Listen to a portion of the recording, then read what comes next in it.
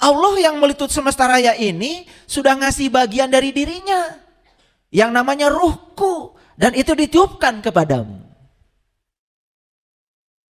Ketika ruh itu belum ternoda, masih sama frekuensinya dengan dia yang melitut semesta raya, komunikasi ini jalan terus. Itu yang disebut dengan frekuensi alami. Jadi kalau sekarang ditanya, kenapa saya tidak bisa mendengarkan suara Tuhan, tidak bisa mendengarkan suara kebenaran, bisa ditebak jawabannya? Apa jawabannya? Karena frekuensi kita sudah tidak alami lagi. Artinya frekuensi kita dengan frekuensi beliau itu sudah mengalami perbedaan. Semakin kontras perbedaannya, maka kita semakin sulit berkomunikasi.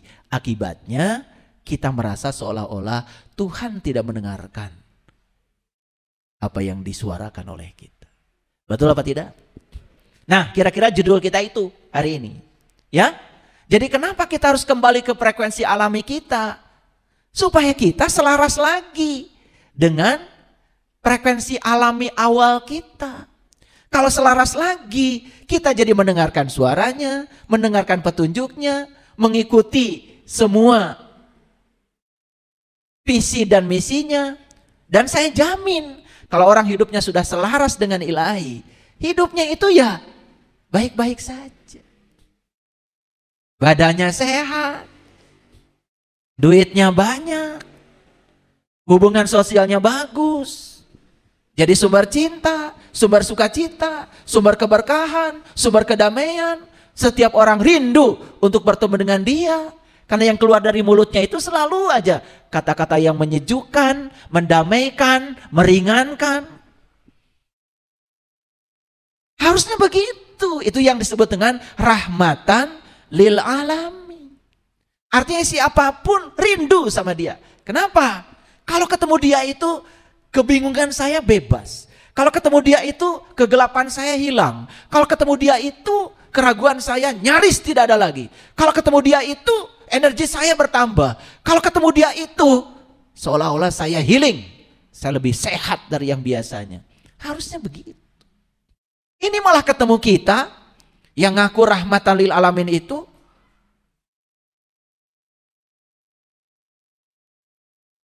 kata-katanya negatif, pikirannya negatif, penuh dengan kebencian, gampang menghakimi, tidak menghargai perbedaan. Menyebalkan. Udah masuk kira-kira? Udah bisa jujur sekarang? Allah itu sampai nggak tidur, nggak ngantuk. La ta'khuduhu sinatu wala naum. Dia terus saja mengingatkan kita, tapi suaranya nyaris tak terdengar oleh kita. Kenapa? Karena sudah beda frekuensi.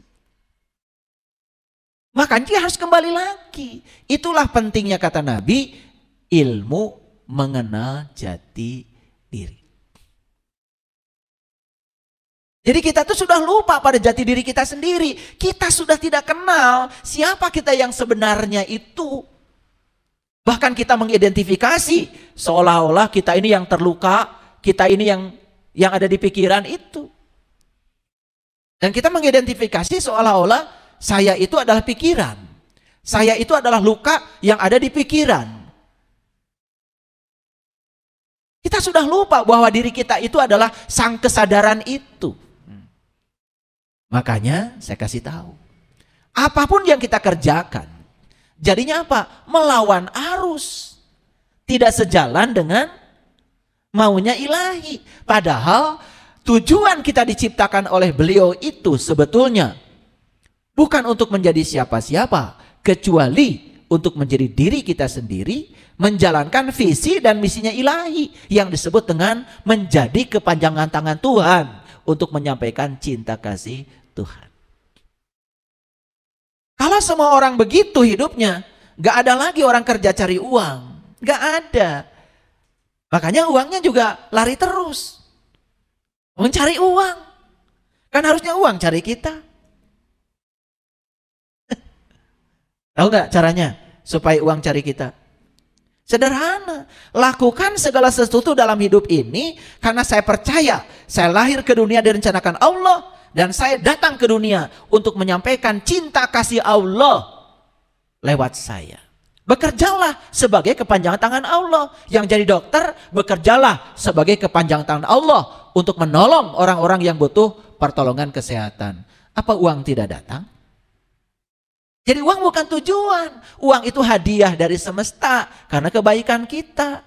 Bahkan yang datang jauh melampaui yang kita pikirkan. Itu yang disebut dengan wayar zukhu min haitsu la yatasib. Bagaimana kita bisa mendapatkan rezeki dari arah yang tidak disangka? Oh, kita menyangka terus seolah-olah rezeki saya adalah dari tempat itu di mana saya bekerja. Karena bekerja digerakkan oleh rasa kekurangan akan uang. Harusnya bekerja itu digerakkan oleh rasa berkelimpahan. Karena ada Allah dalam diri saya. Ada Dia yang maha segalanya. Ada Dia yang menggerakkan saya. Ada Dia yang punya cinta. Coba mulai kerja seperti itu. Saksikan. Keberlimpahan datang tanpa batas. Kita kan cuma ngomong aja. Quran petunjuk, Quran petunjuk, Quran petunjuk. Begitu saya tunjukkan berdasarkan Quran. Karena berbeda dengan yang diajarkan kebanyakan orang. Malah bilang saya sesat. Aneh. Itu betapa parahnya mental kita ini. Makanya kita tertutup terus. Tidak suka hal baru. Makanya hidupnya gitu-gitu aja. Dari siklus ke siklus. Dari penderitaan ke penderitaan. Tidak bisa bangkit keluar dari situ. Paham? Oke. Sekarang saya mau nanya sama Bapak Ibu. Kalau Bapak Ibu tidak tahu tentang sesuatu, tanya siapa? Tanya siapa? Tanya yang tahu? Oh, udah sok tahu. Oke, saya tunjukkan deh ayatnya supaya ngerti semua. Kita udah masuk ya, ini mulai agak berat sedikit.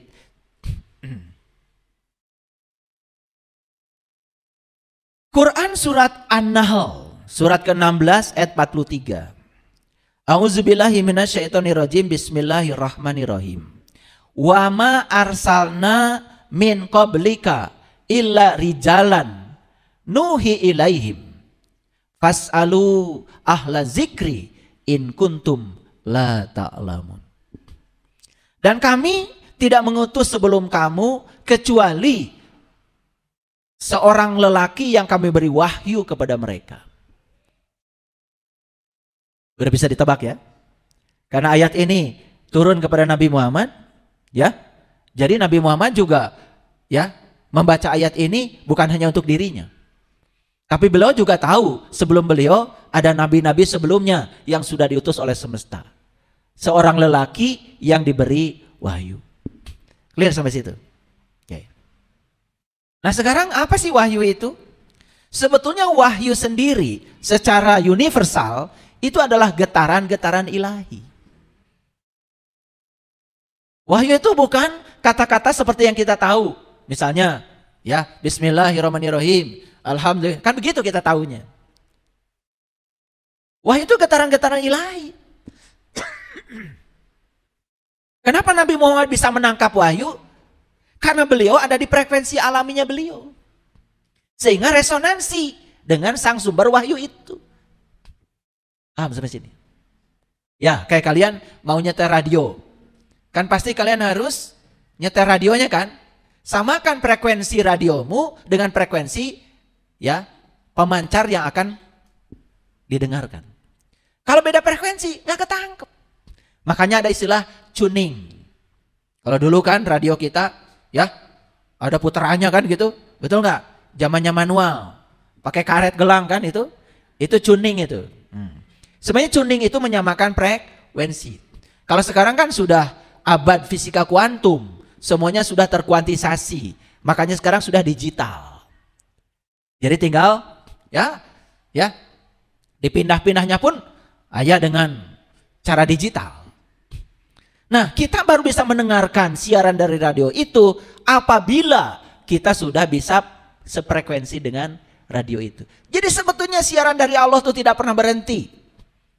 Kalau kita mau mengikuti jejak dan langkahnya para nabi, para rasul, bahkan kita pun saat ini bisa mendengarkan suaranya. Bisa menangkap pengertian-pengertian itu. Jadi tidak dibatasi. Karena Allah tidak pernah mati. Beliau abadi. Masuk akal? Oke. Saya mau nanya sekarang. Kalau begitu sekarang getaran ini, getaran ilahi ada nggak di sini? Ada. Loh, saya nggak bisa nangkap. Satu, radionya sudah butut. Dua, sudah beda frekuensi. Yang ketiga, nggak ada baterainya. Itu aja sebetulnya. Nah, ini radio kita sudah butut. Radionya zaman baheula, tidak di-upgrade, sakit-sakitan. Maksud saya. Sudah gitu frekuensinya juga udah berbeda. Dicudin, gak bisa lagi. Udah hancur. Udah gitu baterainya juga sudah meleleh. Ini baterainya udah lemah. Lowbat. Dengerin kajian malah ngantuk. Lowbat itu. Maaf ya. Nah, biar yang ngantuk bangun. Kalau nggak digituin ntar nggak sadar-sadar. Saya sengaja sering menghubungkan dengan analogi-analogi yang gampang supaya pengertiannya gampang ditangkap. Paham ya? Jadi wahyu apa? Getaran-getaran ilahi. Jadi Nabi Muhammad, Nabi Isa, Nabi Daud, Nabi Musa, mereka ini adalah receiver yang bisa menangkap getaran-getaran itu lengkap. Nabi Muhammad ya keren banget, lengkap 30 juz. Kenapa? Ya, radionya keren. Sony lah. Bukan Changhong. Baterainya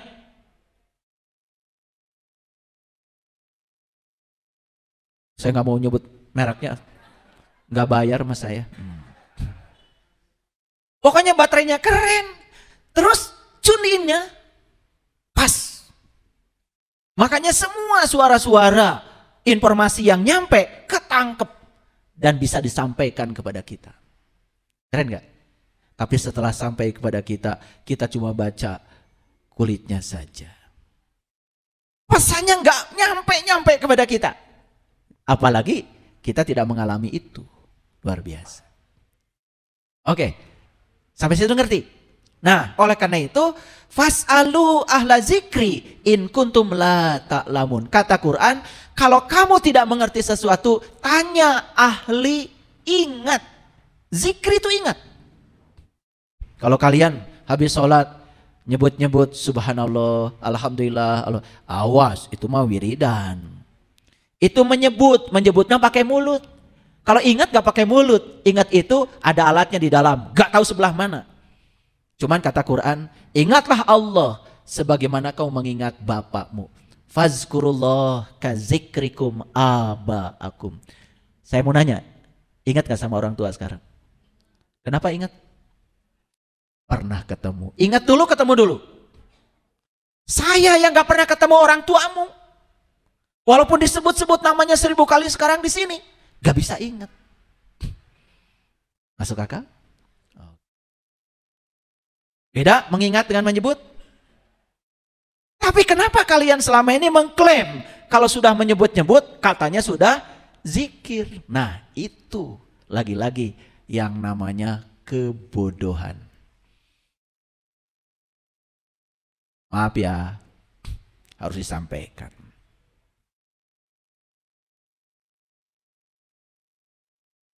Jadi kalau kita tidak tahu sesuatu, tanya siapa? Tanya ahli ingat, kata siapa? Selama ini kalian tanya siapa? Tanya Pak Ustadz, nggak ada ayatnya. Kalau tidak tahu sesuatu, tanya Pak Ustadz, nggak ada. Tanya Pak Kiai, nggak ada. Tanya pimpinan pondok pesantren, nggak ada. Tanya ulama, nggak ada. Kalau kamu tidak tahu, tanyalah ahli ingat. Clear? Siapa ahli ingat ini? Ya orang yang sudah ingat kepada Allahnya. Siapa dia? Yang sudah tahu kenal kepada Allahnya. Dulu Nabi Muhammad seorang laki-laki yang dapat wahyu. Sekarang siapa? Tentu saja orang-orang yang mewarisi ilmu itu, yang sudah bisa mengalami apa yang dialami oleh beliau. Itu yang bisa ditanya. Cuma itu. Makanya saya jamin, semua ahli ingat pasti ahli ilmu. Tetapi ahli ilmu belum tentu ahli ingat. Banyak yang ngomong cuma di mulutnya saja, tapi dia tidak ingat kepada Allah. Itulah pertanyaan yang tadi sebelum kita ngaji. Kenapa kejujuran menjadi mahal? Urusan menyebut dan mengingat aja sulit kita untuk jujur. Makanya perintah sholat kan diperintahkan setelah beliau Isra Mi'raj. Masuk akal? Isra Mi'raj itu isinya adalah pertemuan. Bertemu dulu, habis bertemu baru ingat. Makanya Nabi Muhammad selama sholatnya ingat saja kepada Allah. Makanya beliau sholatnya gak berat. Karena sudah termasuk orang-orang yang khusyuk. Kalian sholatnya berat. Coba begitu Allahu Akbar, pengen ingat sama Allah. Dicipta-cipta, berat. Dan kalau mencipta pun, yang dicipta bukan Allah lagi. Itu Allah buatan pikiranmu sendiri. Berat gak? Nah, sudah sholatnya berat, makanya sabarnya jadi berat. Saya tahu wajah-wajah kayak gini. Tahu. Suka kasihan saya kalau lihat itu. Baperan, gampang tersinggungan, dendaman, iri hatian.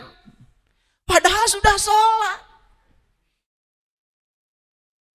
Sabar berat, sholatnya pun jadi berat. Kan inti carinya sholat itu kata Quran, innani anallah la ilaha illa ana fa'budni wa aqimis sholata li zikri. Dikatakan telah menyembah Allah. Kalau selama sholat kita tidak ada yang diingat kecuali Allah. Jujur Bapak Ibu sekarang, selama sholat ingat apa? Hebat ya Bapak Ibu. Ingat kemana-mana tapi ngakunya nyembah Allah. Pada ayatnya fa'budni wa aqimis sholata li zikri.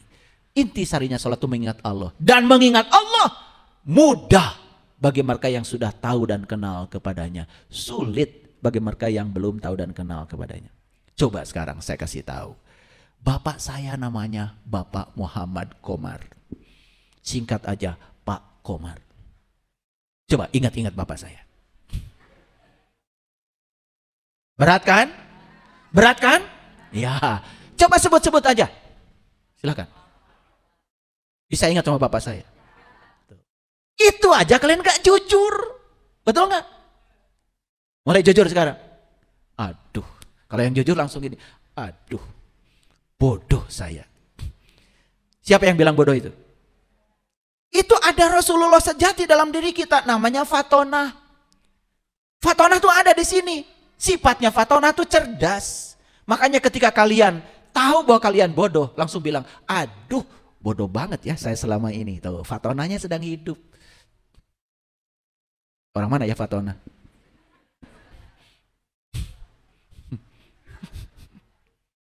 Orang Garut kayaknya. Jadi kalau tidak tahu, tanya siapa?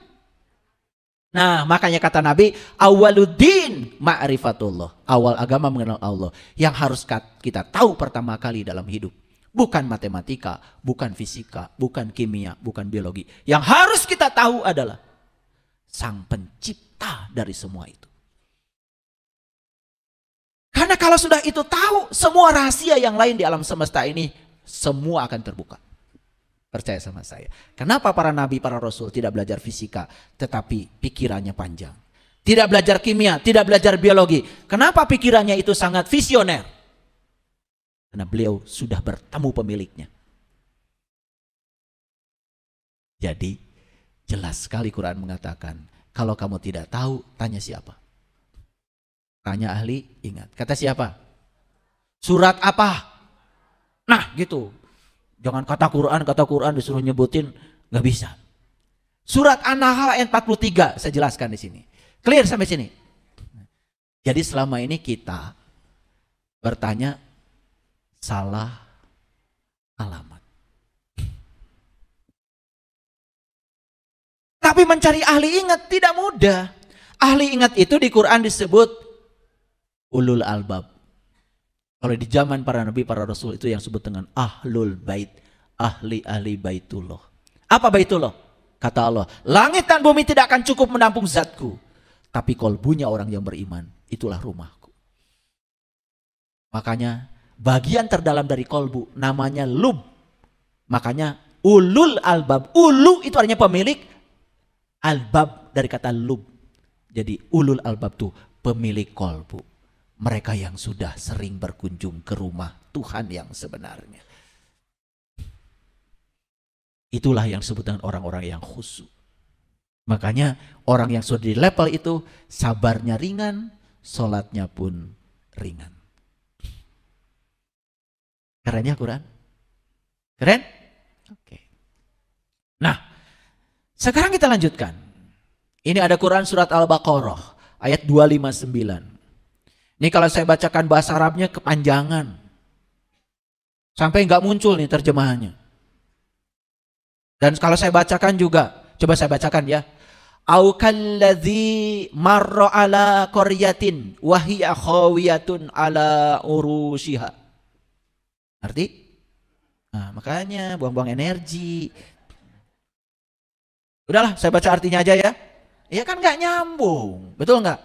Nggak nyambung. Makanya saya baca artinya aja. Insya Allah artinya sudah saya coba sesuaikan dengan teks bahasa Arab. Ini Bapak Ibu mohon maaf nih agak padat tulisannya ya. Tapi saya bacakan pelan-pelan. Apakah orang yang melalui suatu negeri yang telah roboh menutupi atapnya? Ini cerita tentang orang yang dalam perjalanan ini, dalam kehidupan ini sudah roboh atapnya. Ini bahasa mutasyabihat. Tapi saya menangkapnya sangat mudah karena saya sudah mengalami. Atap itu biasanya bicara bagian atas dari rumah kita. Ingat ya, kalau guru-guru saya selalu mengatakan, kalau kamu ingin menangkap makna Quran, jangan keluar dari dirimu. Jangan keluar dari dirimu. Karena Quran ini petunjuk buat manusia. Makanya saya tidak mau keluar dari diri saya. Nah, kalau saya memahami atap di sini, atap yang roboh itu, ini bagian atas kita yang ini yang roboh. Coba perhatikan ya. Orang pembuluh darahnya pecah, roboh nggak? Roboh. Kalau atapnya sudah roboh, bagian ke bawahnya roboh nggak? Roboh Bapak Ibu. Orang yang mikirnya negatif ke sini, roboh nggak hidupnya? Roboh. Lihat lagi YouTube saya tentang kekuatan pikiran dan perasaan. Lihat lagi itu. Semua di sini Bapak Ibu, semua di sini. Karena ini adalah kreator kehidupan kita. Di sini kreator kehidupan kita. Nah, kalau atapnya roboh, maaf ya, lihat orang yang roboh atapnya. Yang keluar dari mulutnya itu yang negatif, kebencian, ketidaksukaan, penghakiman, dualitas, benar salah, baik buruk. Lihat tuh orang yang sudah roboh di sini. Pesimis, protes, putus asa. Gak ada yang baik-baik. Maksud saya. Ini cerita siapa Bapak Ibu? Siapa? Awas, kan jangan keluar dari diri kita. Cerita siapa? Diri kita. Dirimu. Ya, kalau kita ikutan dong saya. Saya bisa dapat ilmu yang hebat ini, proses saya itu roboh dulu dari sini. Roboh dulu. Kadang-kadang memang harus dirobohkan untuk mengalami kebangkitan.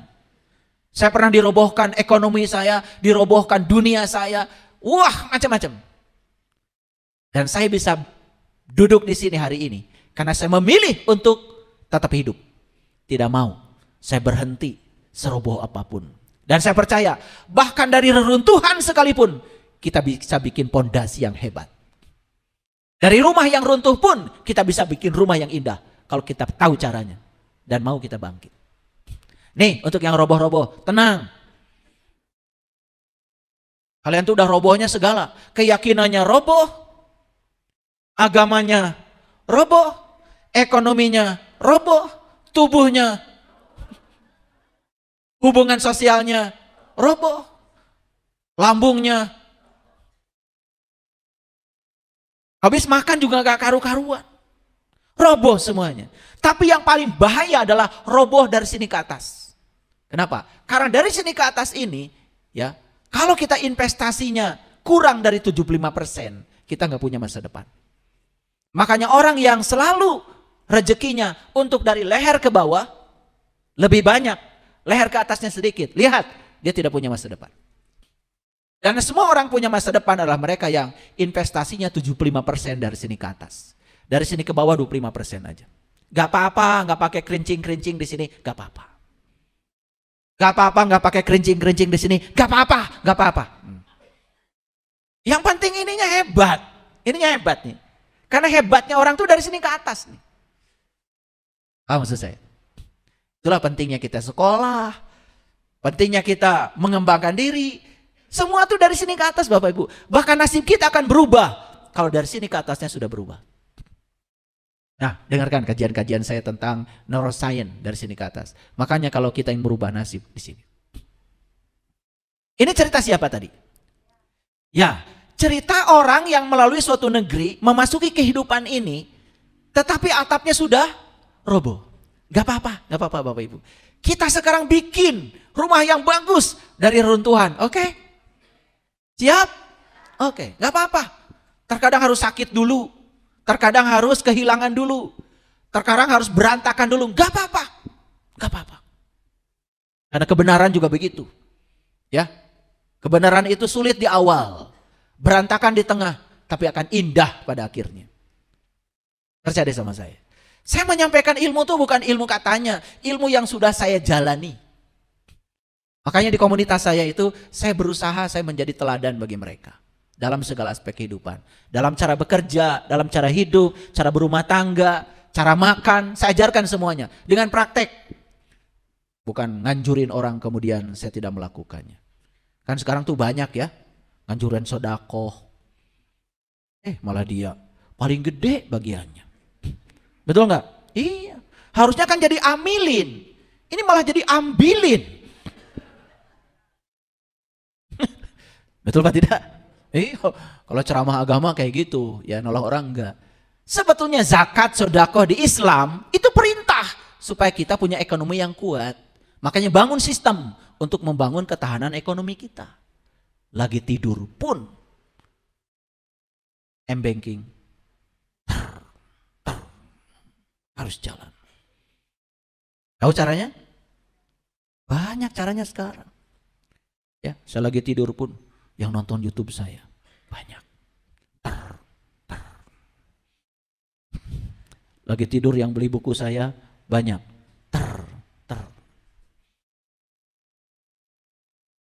Makanya bangun sistem, itulah pentingnya kita cerdas. Jangan tangan di bawah terus. Coba tangan di atas, di atas. Keren. Gak apa-apa ya yang hari ini tangan di bawah, gak apa-apa. Darurat.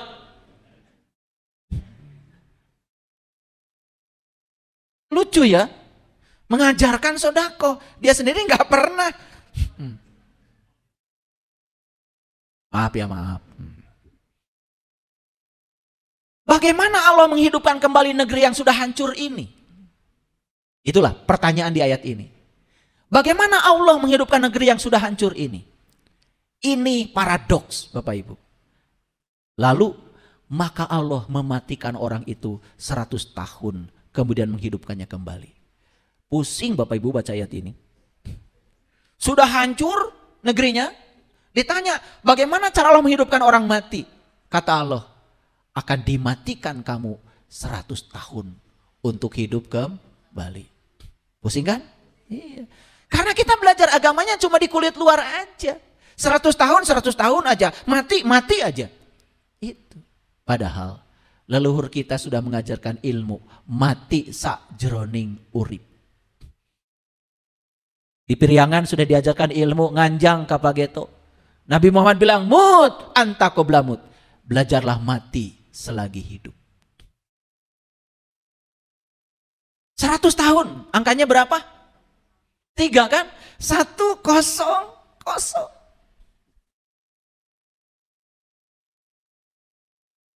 Apa maknanya? Terus terang ya, saya tidak akan membuka rahasia ini di tempat ini, tapi saya kasih sedikit aja clue-nya. 100 itu 100. Dan itu kalau dalam elektronika, 1 dan 0 itu yang disebut dengan biner. Makanya dunia elektronika dikendalikan oleh 2 angka aja, 1 dan 0. Yes or no. Lampu ini bisa nyala, tidak bisa saklarnya di tengah. Konslet.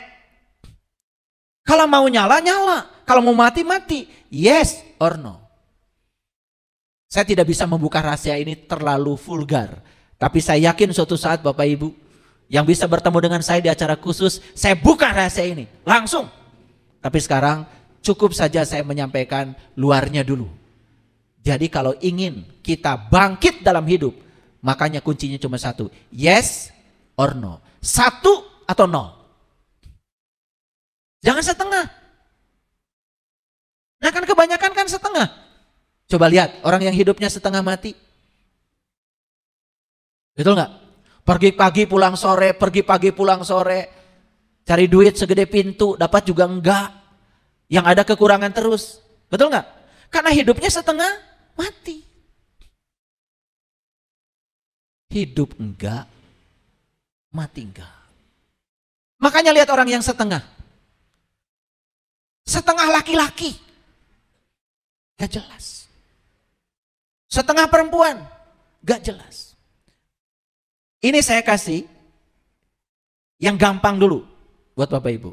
Pokoknya mulai sekarang yes or no. 1 atau 0 itu aja. Coba mulai sekarang. Kalau iya, iya. Kalau enggak. Kalau mau ngaji, ngaji yang benar. Kalau enggak. Yang setengah-setengah itu enggak benar ujungnya. Sibuk aja ngurusi baju.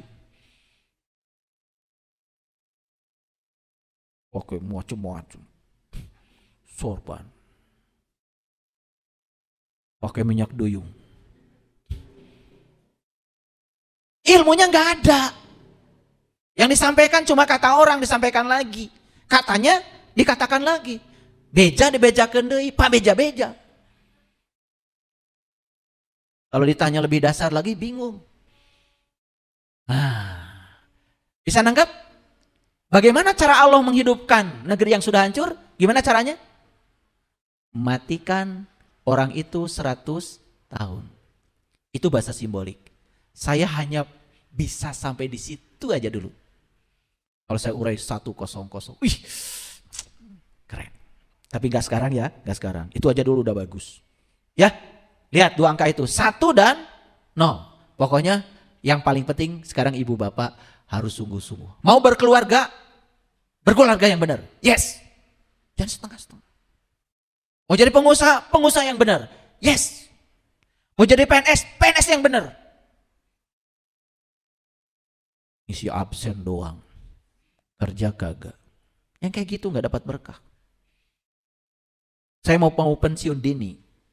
Tempo hari.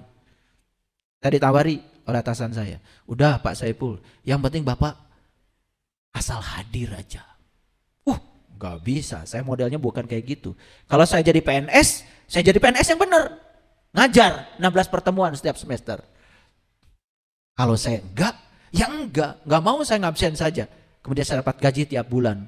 Gaji buta, gak berkah. Kalau mau jadi TNI yang benar. Kalau mau jadi polisi yang benar. Jadi hakim yang benar. Jadi jaksa yang benar. Kalau jadi pengusaha yang jujur. Gitu. Yes or no.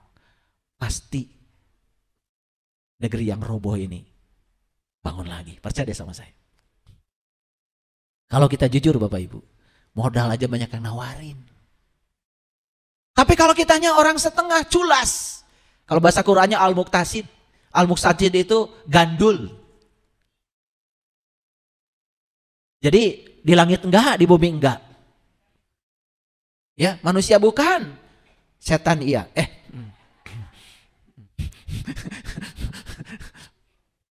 Setan makanya enggak ada yang setengah ya. Makanya kalau saya sering nyindir kalau di komunitas saya.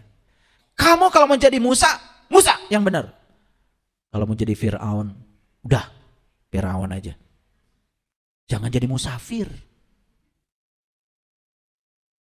Setengah Musa, setengah Firaun maksudnya. Maaf ya, biar bangun tuh yang pada tidur. Jadi cara Allah menghidupkan orang mati gimana katanya? Cara membangun kembali negeri yang roboh gimana caranya?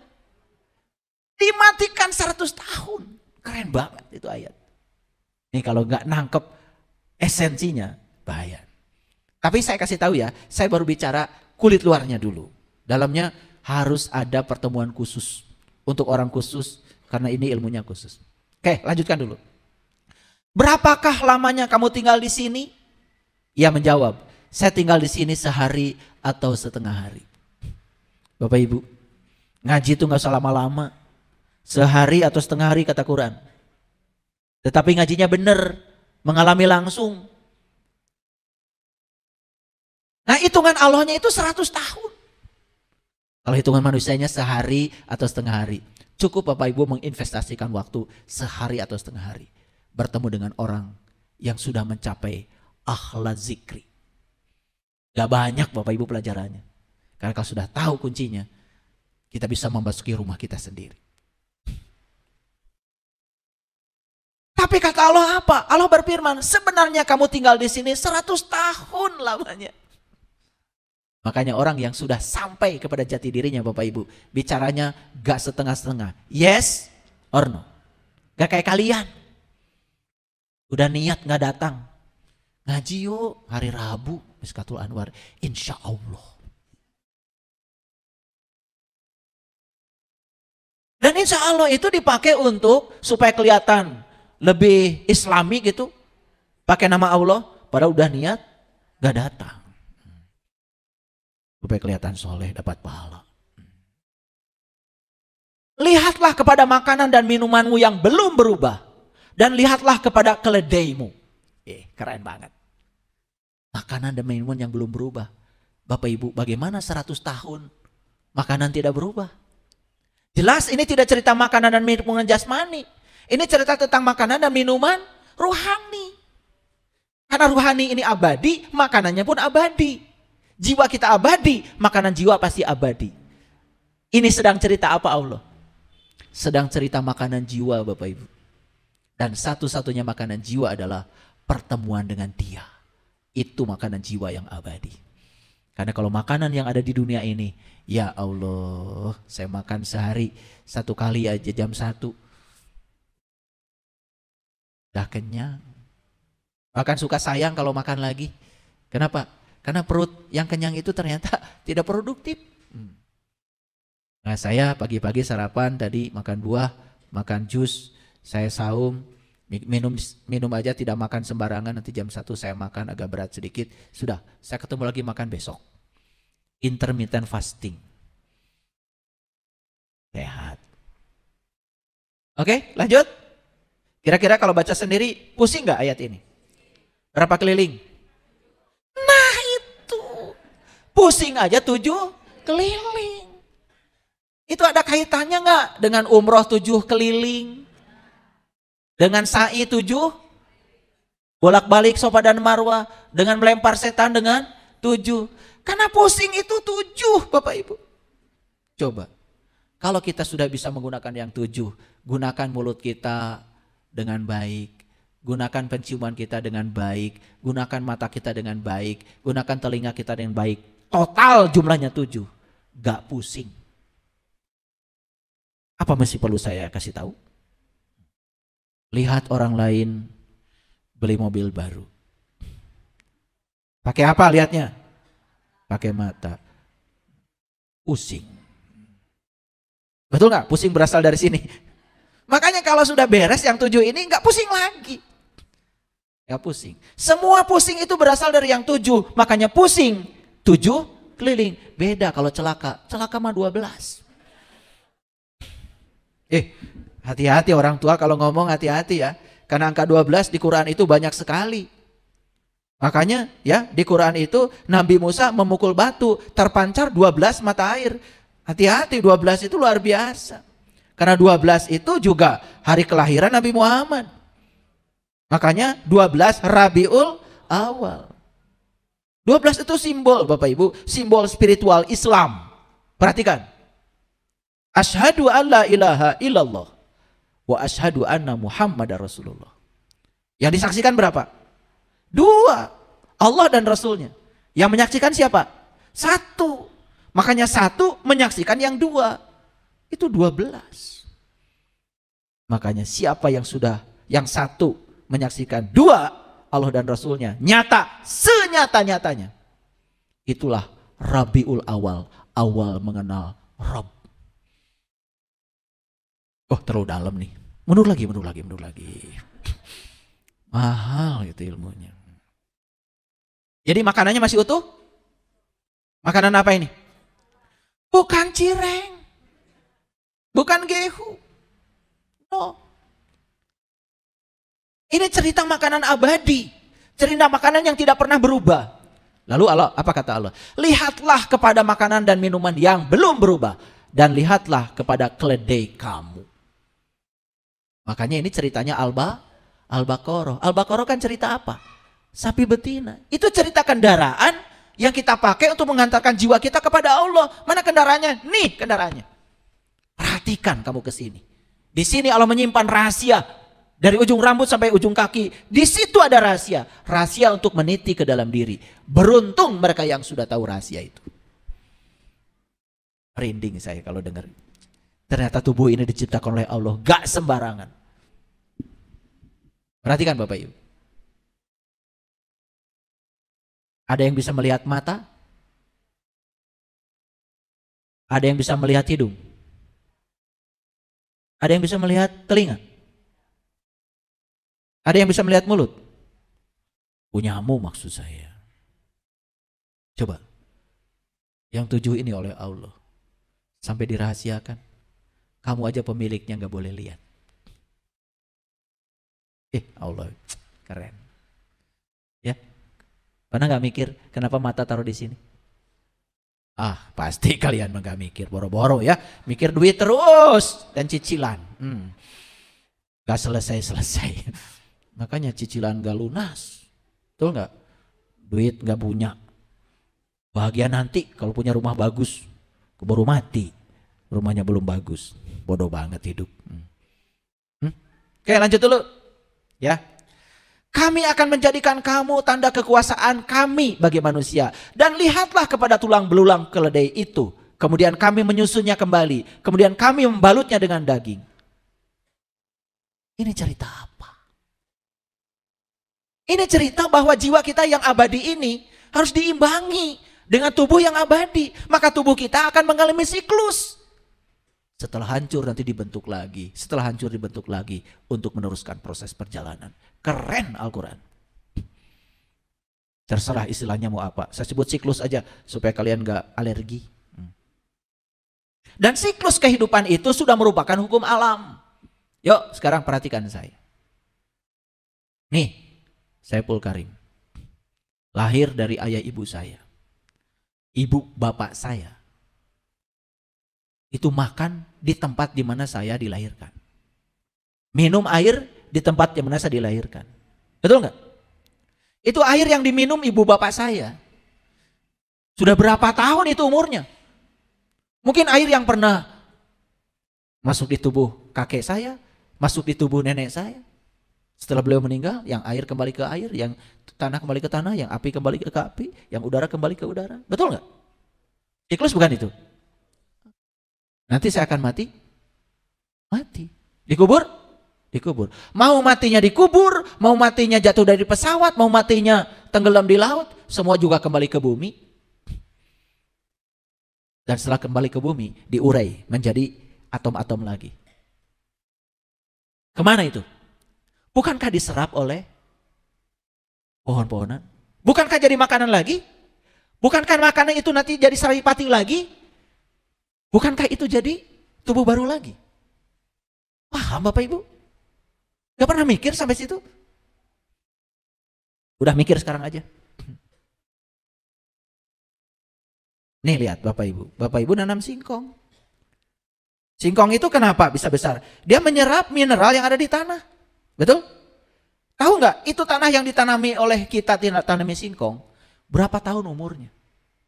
Berapa banyak makhluk yang mungkin sudah terkubur di situ. Betul nggak?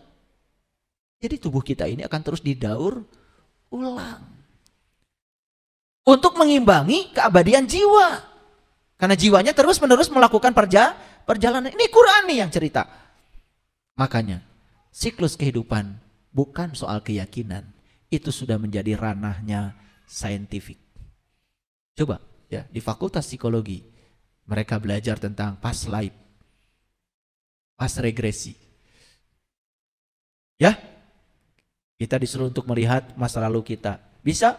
Bisa. Itu di universitas, bukan di musola. Kira-kira kalau Bapak Ibu baca ayat itu sendiri, pusing nggak? Berapa keliling? Nah. Hebat ya leluhur kita. Kalau bicara itu nggak ngasal. Oke, lanjut. Di surat Al-Kahfi diulang lagi. Dan demikianlah kami bangunkan mereka agar mereka saling bertanya di antara mereka sendiri. Ini cerita Ashabul Kahfi. Siapa Ashabul Kahfi? Ashabul Kahfi itu adalah orang yang sedang melakukan perjalanan ke dalam gua. Mana guanya? Ya gue. Lu. Oh, jadi Ashabul Kahfi. Yang melakukan perjalanan ke dalam. Temukan diri sejatimu. Ashabul Kahfi itu bukan sejarah di masa lalu. Udah ke Yordan. Sudah lihat yang diklaim sebagai gua Al-Kahfi. Gak ada apa-apa poek. Padahal di Quran katanya gua itu banyak mataharinya. Kata Quran gua itu luas tanpa batas. Udah ke sana saya. Tapi kalau Bapak Ibu masuk ke dalam, akan ketemu bintang, ketemu bulan, ketemu matahari, bahkan luasnya tanpa batas. Jadilah Ashabul Kahfi. Keluar dari gua, langsung jadi orang beriman. Gua apa di dunia ini? Orang masuk ke dalam, keluar jadi orang beriman. Masuk pesantren aja belum tentu keluar jadi orang beriman. Belum masuk gua. Mana gua? Gue. Makanya orang Jakarta tuh keren. Panggil dirinya aja gua. Hebat. Gak panggil anak. Gue.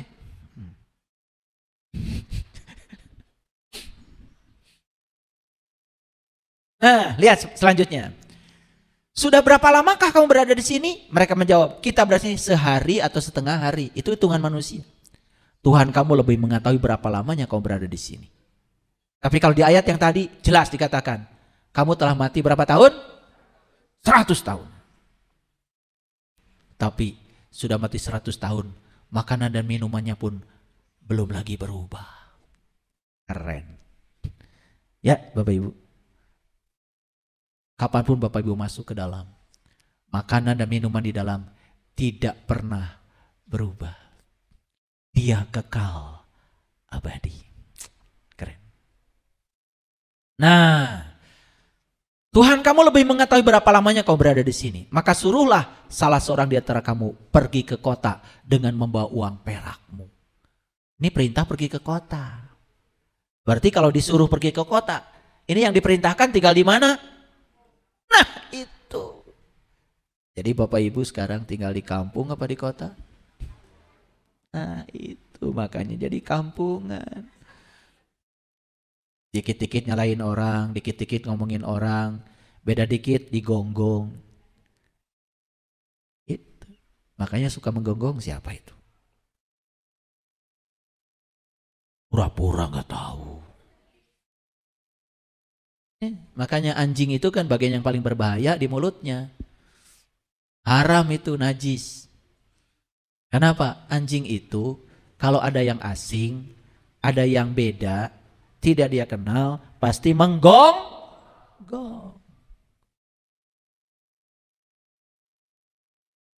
Paham ya? Ada yang beda, ada yang tidak dikenali, dianggap asing, baru, nah langsung digonggong. Paham ya? Paham? Ya siapa yang menggonggong itu? Pura-pura kan. Makanya lihat ya. Kita mau maju gimana? Setiap ada hal baru, bukan kita menerima, malah kita menggonggong. Nah, di ayat ini dikatakan berulang kali, perhatikan. Dan hendaklah dia lihat manakah makanan yang lebih baik. Ada yang aneh nggak Bapak Ibu dari kalimat itu? Dan hendaklah dia lihat manakah makanan yang lebih baik. Ada yang aneh nggak di situ? Nggak aneh, Bu? Kalau saya lihat kalimat itu langsung aneh. Bapak Ibu nggak aneh? Apa anehnya? Aduh, ini udah roboh ya. Kan makanan biasanya dimakan. Ini makanan malah dilihat. Karena cara makan jasmani dengan cara makan rohani beda, Bapak Ibu. Jasmani mah di sini dicocokin, kalau rohani enggak. Itu bedanya. Makanya ada kalimat yang aneh kan? Makanan dilihat. Makanya kalau datang ke rumah saya suguhi makanan. Pasti saya bilang, silakan Bapak Ibu, makanannya dilihat.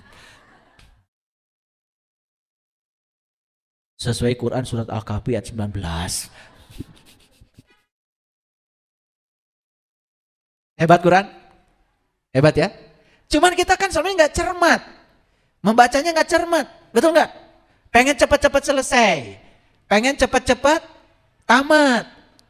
Gitu. Makanya one day one juz. 30 hari 30 juz. Alhamdulillah. Dengar tina naon maksudnya. Ngakunya aja Quran pedoman. Kalau saya tanya, apa yang bisa kamu pedomani dari Al-Quran? Gak ngerti. Nah, dan hendaklah ia berlaku lemah lembut dan janganlah sekali-kali menceritakan halmu kepada seorang jua pun. Inilah kenapa Imam Syekh Abdul Qadir Zailani menulis kitab Syirul Asror. Rahasia segala rahasia. Kenapa Bapak Ibu? Ilmu itu tidak semua bisa dibukakan kecuali kepada mereka yang berhak untuk menerimanya. Ini saya bicara ilmu umum nih, sesuai dengan ayatnya. Makanya saya bicara di publik, di umum. Tapi kalau ilmu-ilmu khusus tidak bisa Bapak Ibu diceritakan di sini. Setuju? Oke. Pintar ya Bapak Ibu ya. Nah, kita lihat Quran surat Asy-Syura surat ke-42 ayat 13.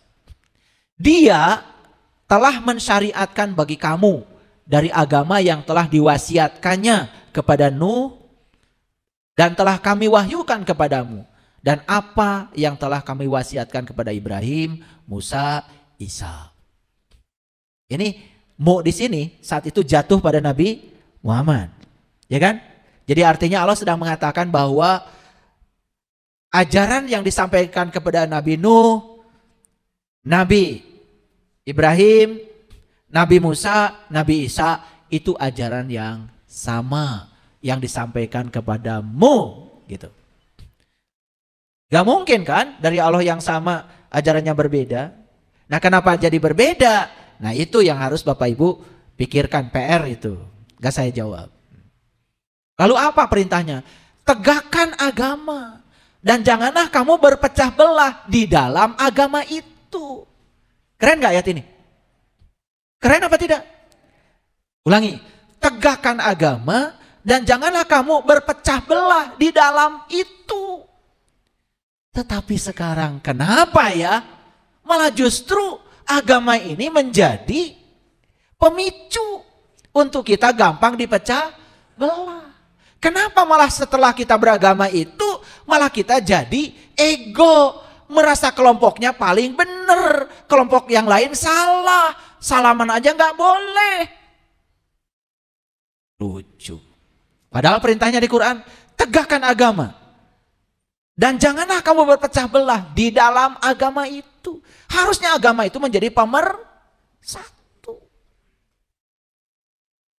Ini renungan buat semua nih. Buat para ulama, para kiai, tokoh agama. Mari kita renungkan. Kenapa agama malah justru jadi pemicu untuk terjadinya pecah belah? Mohon maaf. Terus terang ya, saya merasa prihatin. Masih ada sekelompok orang tertentu yang menyerang keyakinan orang lain. Agama itu jalan buat pribadi masing-masing, Bapak Ibu.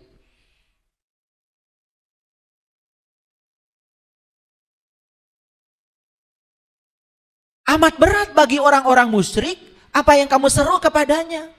Nah ini tambah dalam lagi nih ayat. Siapa orang musyrik? Musyrik itu orangnya sifatnya syirik. Syirik itu menduakan Tuhan. Gara-gara apa? Gara-gara belum tahu dan kenal kepada Tuhan.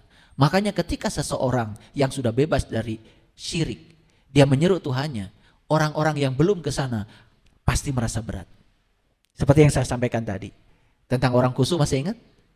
Ternyata mengingat Allah pun menjadi berat bagi yang belum tahu. Betul? Iya. Nah, kemudian Allah menarik kepadanya orang-orang yang dikehendakinya dan memberi petunjuk pada orang-orang yang kembali kepadanya. Bapak Ibu, ayat ini memberikan satu motivasi buat kita. Kalau kita mau kepadanya, Allah akan menariknya. Makanya ada kata-kata bijak. Kalau kamu datang kepada Allah satu jengkal, Allah mendatanginya satu depa. Kalau kamu datang kepada Allah berjalan, Allah akan menyambutmu dengan cara berlari. Keren Allah. Tapi mau gak kamu? Ayo kembali ke frekuensi alami kita. Kembali ke frekuensi alami kita, berarti kita kembali kepada Allah. Kapan? Sekarang. Kembali kepada Allah tuh sekarang. Sekarang. Bapak Ibu, jika hari ini sudah menanam, jangan marah karena besok belum panen. Ada nggak? Hari ini nanam jagung, besok langsung mau panen jagung. Ada nggak gitu? Ada apa tidak? Jadi apa yang harus dilakukan? Rawat tanamanmu. Siram dengan cinta. Ajak bicara. Tidak ada yang instan artinya dalam hidup ini Bapak Ibu.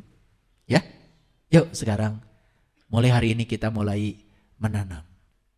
Apa yang kita tanam? Kejujuran aja dulu.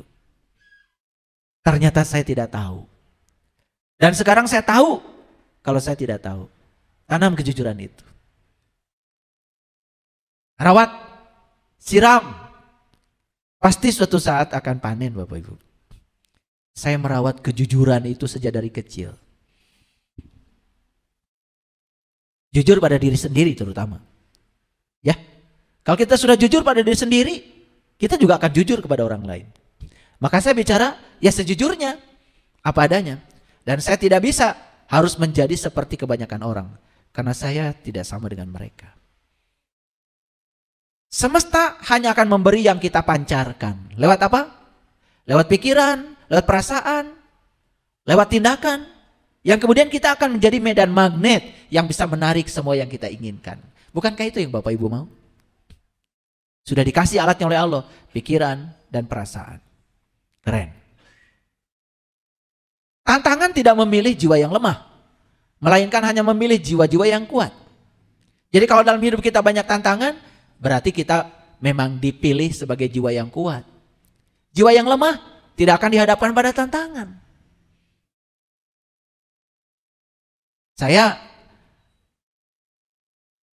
pernah bertanya sama ibu bapak saya, kenapa bapak ibu anaknya banyak amat? 12. Satu meninggal, yang ada 11. Nah, kalau di rumah, kalau lagi gurauan sama anak-anak, anak-anak bilang, ayah ini katanya keluarga Tanah Abang. Sembarangan. Kenapa? Glosiran katanya. Karena sekeluarga satu lusin. Kayak celana kolor aja. Glosiran kan biasanya harganya itu diskon. Gak apa-apa. Saya bilang sama anak-anak. Glosiran juga yang penting tidak murahan. Ya kan? Semua benih yang dirawat saat ini akan indah pada waktunya. Setuju? Saya sering mengatakan, Bapak Ibu minta binatang mungil indah, Mungkin dikasihnya oleh Allah ulet dulu. Ya Allah, saya minta binatang mungil dan indah, dikasihnya ulet. Dibuang atau diterima? Dibuang apa diterima? Jujur. Model-model kayak gini mah pasti dibuang. Tapi yang percaya pada kebijaksanaan Allah, yang percaya kepada Allah, yang percaya pada proses yang sedang dibangun oleh Allah, begitu dikasih ulat, ini dari Allah, dia rawat. Jadi kepompong. Jadi kupu-kupu yang indah. Oh, ternyata ini pengkabulan doamu ya Allah. Aku minta binatang kecil, mungil dan indah. Ternyata tercapai juga lewat sebuah proses. Coba bayangkan ya, yang dikasih ulat langsung dibuang kayak tadi. Dapat kupu-kupu yang indah. Itulah kalian. Makanya gak nyampe sama kupu-kupu yang indah. Karena saat dikasih ulat langsung dibuang. Pengennya kayak Doraemon Allah itu.